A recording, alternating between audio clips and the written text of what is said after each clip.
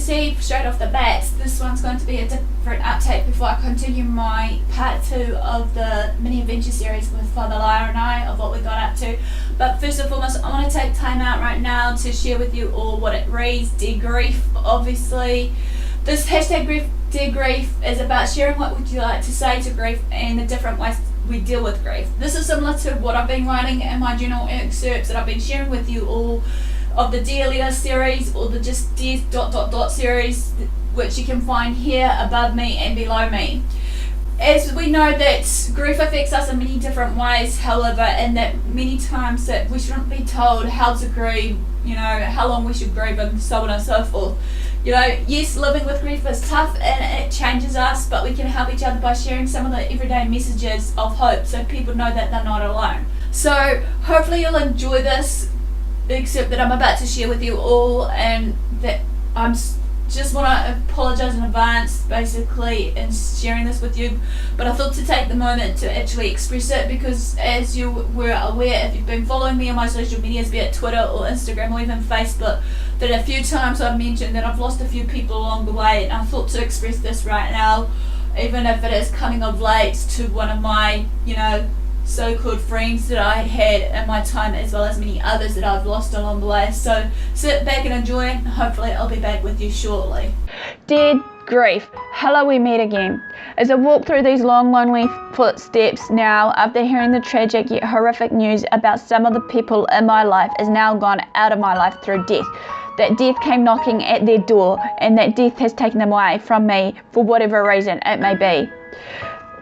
I'm walking in disbelief, shock and anger, wondering to myself, why? What did I do to make it wrong? Was I at fault? What would I have done? And many more unanswered questions and crazy thoughts that were running through my mind at the time of hearing this tragic news. These unanswered questions need to be silenced. Time stood still as I'm writing this when I heard of the news of my loved ones passing. As a sharp dagger stabbed my broken yet empty heart that ached for the ones I loved and cared about. Yes, I've got so many mixed emotions, feelings and thoughts right now, yet it saddens me that the place where some of us have been and seen is now just seen as a distant memory and is now a place of comfort and peace. I come here often as this is a quiet place for me to sit down and write or to think, as well as to reminisce all the memories that has been shared through it all. But now it breaks my heart that the places that has been shared and been gone to, the laughter shared, tears that has been shared, and much more is now gone as again a distant memory. I've only got photos as well as some of the letters from the ones in the past that decided to write to me in the past are now only here in spirit. Dear Grief, as you know that despite the loved ones and friends that I had are gone, yet writing, vlogging in my journal that I had are gone, yet writing this gives me so much peace, hope, clarity, as well as comfort, along with helping me along the way by pouring out all my hurt, rejection, thoughts and so much more on a page, or even in this case, on the screen. Dear Grief, I ask you again, or I want to ask you, how did it happen? Why did it happen? Why now? Why did some of my loved ones, friends and family that I loved, adored had to suffer the situations that I went through? Would even bother telling me about it? Or if they did try to tell me, did I miss the warning signs? Did they choose not to tell me because of fear of judgment? Did they not choose to tell me because of the fear of me having to carry their burdens and pain along the way? Did I ignore the warning signs, if there were any warning signs that were flashing red at me?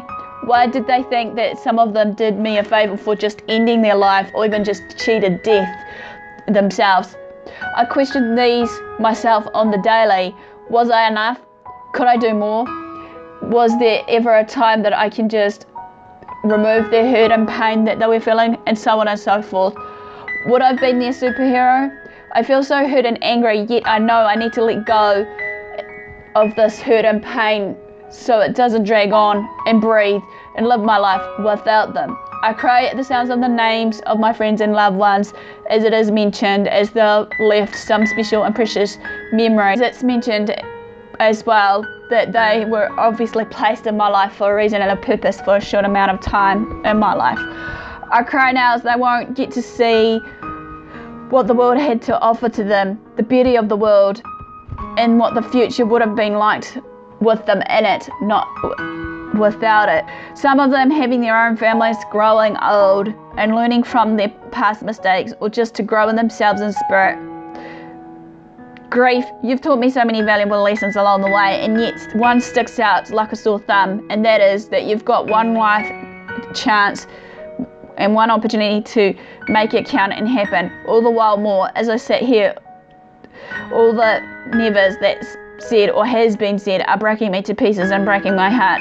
I know that life starts and is being born, as well as life has to go on from the ones that are now gone. Yet I'm now being given more peace, hope, and enough courage and strength to continue my life. You taught me I've got one chance to make things right, and if I fall down or feel that I've failed something, I just got to keep on going and to move on forward and not look back, and to let nothing or no one get in the way of my happiness, success, and more in life. Yes, I feel some days are at a standstill because the times that were shared are now slowing down.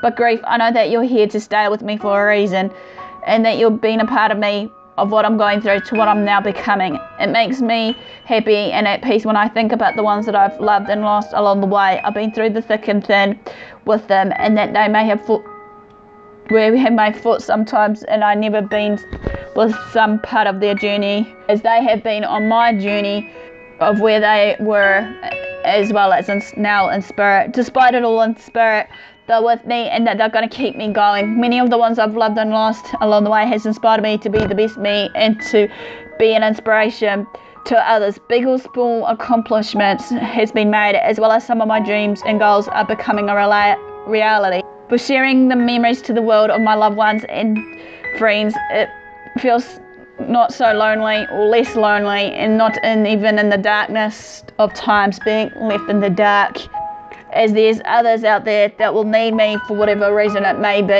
When I hear of my friends and loved ones' names, it brings so much spark of joy, happiness, and laughter.